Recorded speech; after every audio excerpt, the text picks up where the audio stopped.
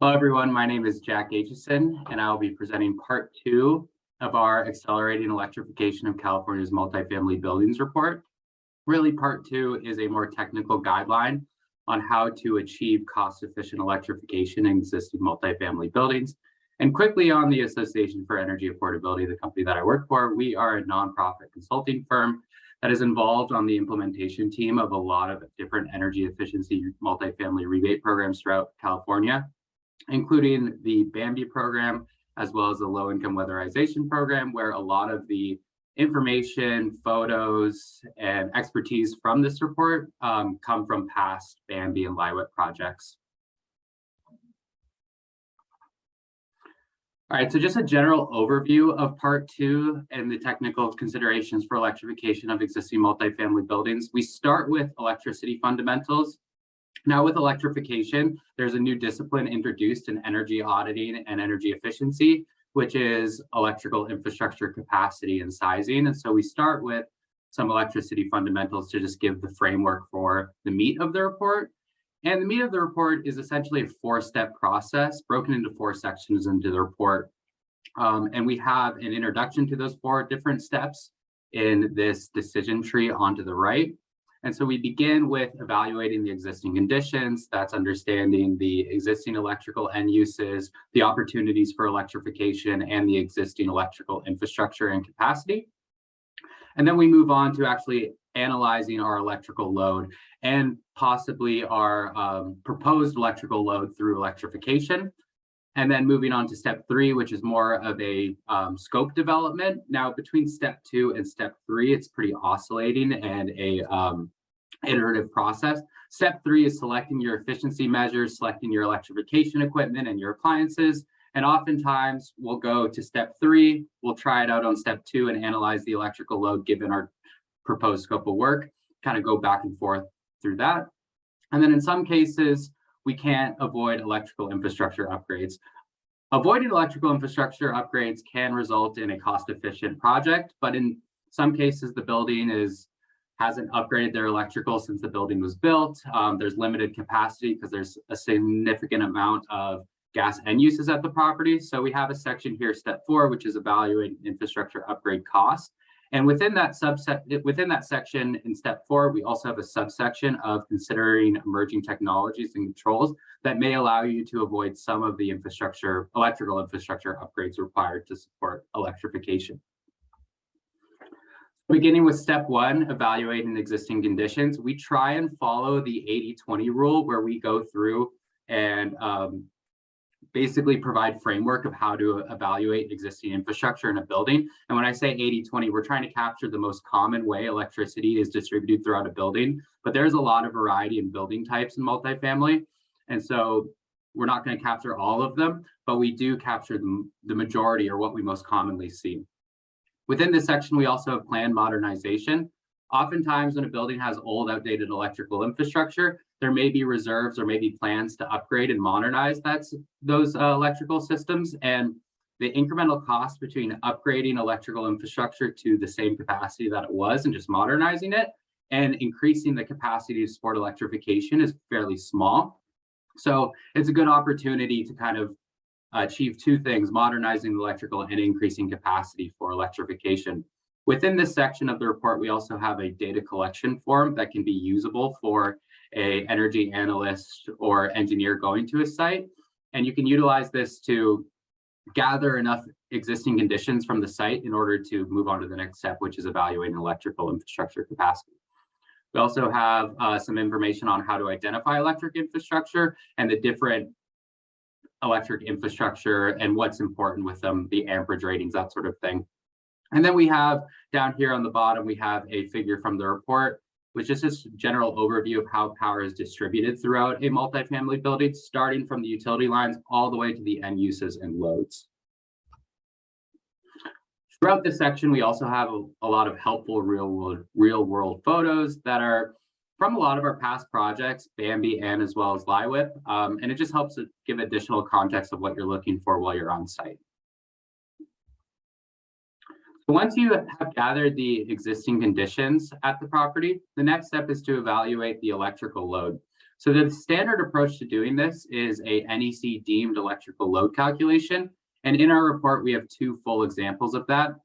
Here's one of the examples pulled from the report here on the right, where we are electrifying the HVAC system by installing a 3-ton mini split in a dwelling unit. And it goes through how the calculation is completed to determine what our electrical load is and whether or not we need to increase our electrical capacity. Now here on the bottom, you see a red highlighted section. This is illustrating that with the added electrical load from the mini split heat pump that we're installing, this results in that we do not have enough electrical capacity to support the heat pump. So in this case, we'd go back to the drawing board, maybe add some efficiency measures like envelope to reduce the capacity required for the heat pump to properly condition the space. Another option, which the report goes through, is an alternative method to load sizing, which is a electrical load monitoring study, which the NEC allows. There's 2 main types, a 30-day load study and a 12-month bill review load study, where if you have a smart meter at the property, you can go through and look at the peak kilowatt draw on the meter throughout the last 12 months. Now, what we've seen utilizing the electrical load monitoring study options is that we tend to see much favorable results towards excess electrical capacity. So in the report, we go through this example where we do a 12-month load study on this unit, and we find that we actually do have enough electrical infrastructure capacity to support the electrification of the HVAC system. And then here on the left is a photo from one of our projects where we monitored the electrical load at a property that underwent electrification. And then step 3 of the report is selecting efficiency measures and appliances. As I mentioned, evaluating electrical load and selecting efficiency measures and appliances is an iterative process and it's really trial and error. This section is split into 3 different sections based off of end use. So we start with HVAC efficiency and equipment, then we move on to domestic hot water systems, then more miscellaneous equipment like lighting, cooking appliances, and other miscellaneous equipment. And within each of those subsections, we have system-specific considerations, climate, electrical requirements, equipment selection, and efficiency opportunities associated with those different end uses. Now, here is an example of an efficiency and electrification measure from the report on the right here, where we have a existing 3-ton split AC unit and a 3-ton natural gas fuel furnace, and we were replacing that with a 2-ton mini split heat pump. Now we are able to shrink the capacity of the proposed equipment because we include efficiency measures like envelope upgrades, wall insulation, window replacements, attic insulation, that sort of thing. And through an electrification measure, we are actually able to free up electrical capacity for all other electrification opportunities. In this example, we're able to save about 3,700 watts or volt amps and a 120 volt 25 amp circuit, which may be enough to support heat pump water heating in the dwelling unit. So the report goes through different opportunities to increase electrical capacity or make better use of the existing electrical capacity at the property. So going into more detail on HVAC, the report goes through HVAC efficiency and equipment and design considerations. Now, whenever you're working with electrification, the key is going to be heat pumps, whether it's for HVAC or domestic hot water heating. And there are 2 main types of heat pumps for HVAC systems. There are package systems where all of the heat pump components are in one packaged box. Now, heat pumps require, they take heat from outside air. So when you have a package system that's located inside of a dwelling unit, you need access to outside air. So you need envelope penetrations. Then the counterpart to package systems are split systems where you have an indoor unit and an outdoor unit.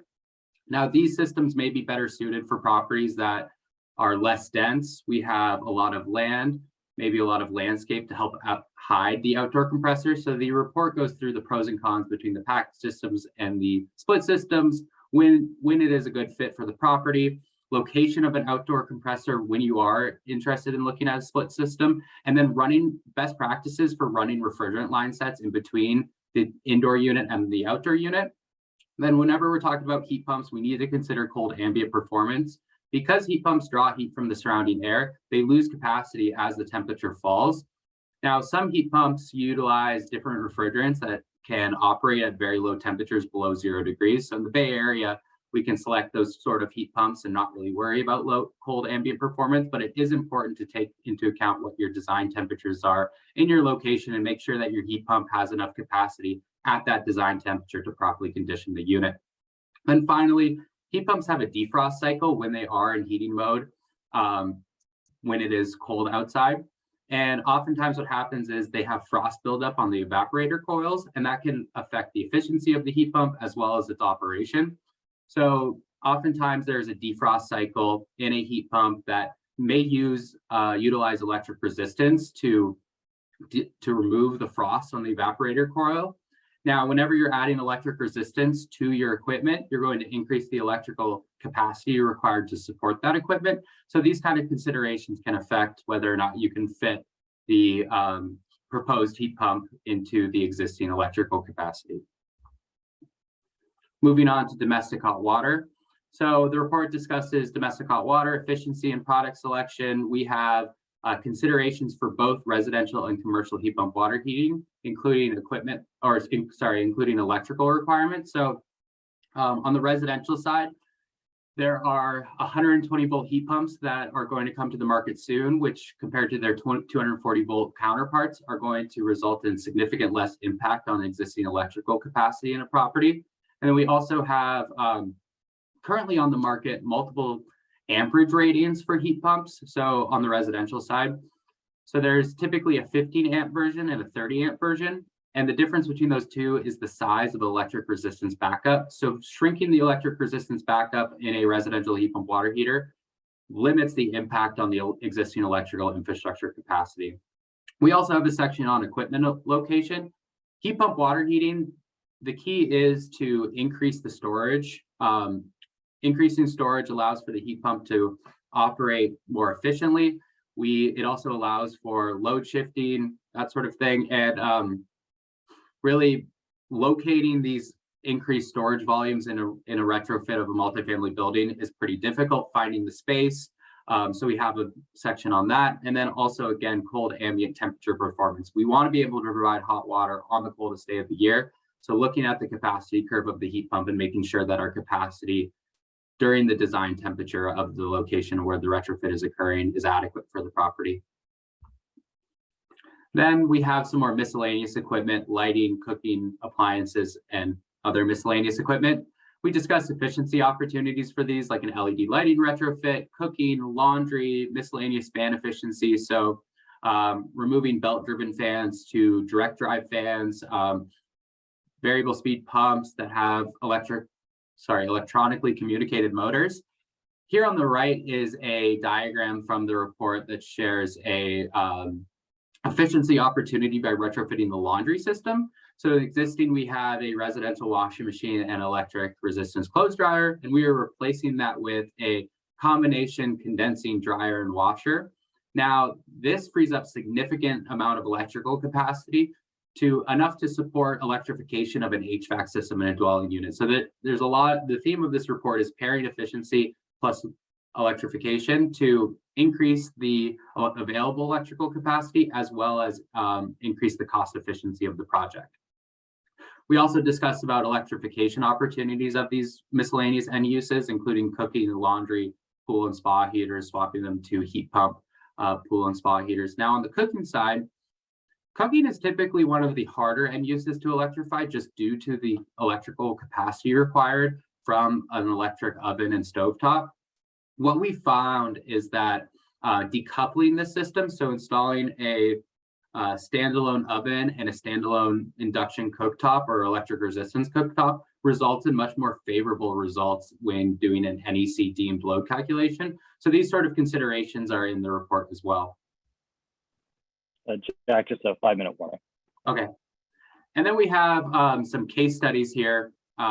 This is really part one of the report, but utilizing the examples, pairing efficiency with electrification in the previous sections of the report can result in utility savings as well as a cost-efficient project. And that is what this slide is conveying here, is that we have electrification projects that are resulting in real utility savings. And so it is achievable when you pair electrification plus efficiency. Now, the final step in the report is evaluating upgrade costs and considering emerging alternatives. Now, the goal would be to avoid costly electrical upgrades in all projects, but that is not often the case just due to either the limited electrical capacity at the property or the electric infrastructure is old and outdated, and maybe it needs to be upgraded for safety reasons as well. So it has knob and tube wiring, uninsulated wiring, that sort of thing. Here we have a table from the report that shares the estimated costs for different infrastructure upgrades. Now, as you can see, there's a wide range of costs, and that's because there's a wide range of building types and what the retrofit may entail when you're upgrading this electrical infrastructure. So hopefully this gives some rough order of magnitude of what to expect for cost, but we do recognize that there is quite a large range. And then this section also talks about emerging alternatives to upgrading electrical infrastructure. So technologies that allow you to triage load and that sort of thing.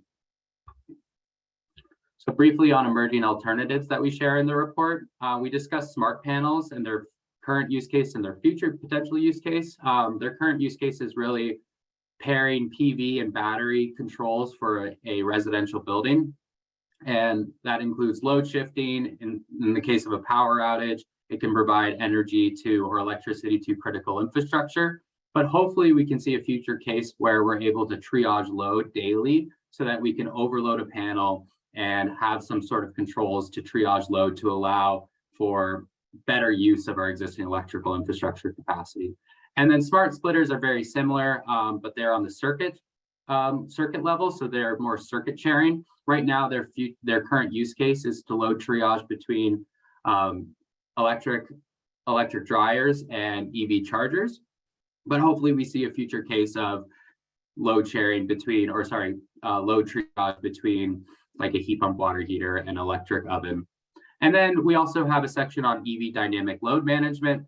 This is more for the common area of the building. So if you have limited electrical capacity and you want to install several EV chargers at a site, and you only have the capacity for, let's say, one charger, and EV dynamic load management software allows you to triage load between multiple EV chargers. So if you have 5 chargers and 5 cars are plugged into each charger, it would send 1/5 of the amps to each charger. But if 4 cars left, it would send all of the capacity and all the amperage it could support to that one EV charger.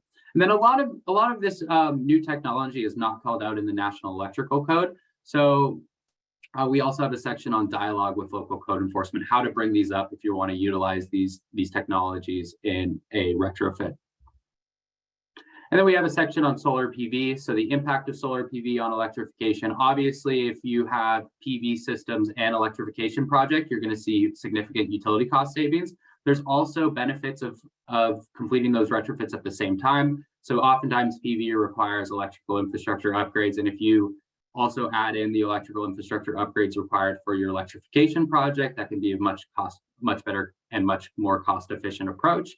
And then we talk about types of infrastructure connections, load side tap, line side tap. When does it make sense based on the different metering types, if it's centrally metered or individually metered? And then we tie PV plus electrification to resiliency, load shifting, islanding during a power outage, net zero energy potential, and then hedging against utility rate escalation and time of use. And then to wrap it up, we have some appendices in the report. Starting off with Appendix A, we have some product guides for different electrification equipment and emerging alternatives and technology. A lot of this information was pulled from a Redwood Energy report.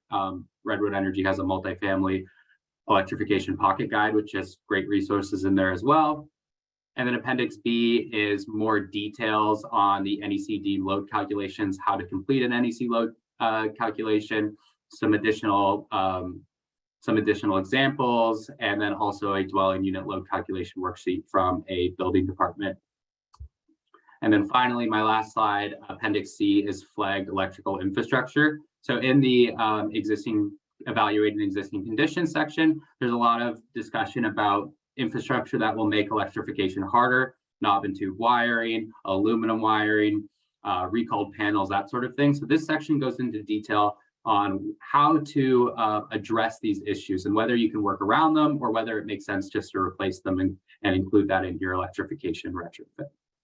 And that is our report.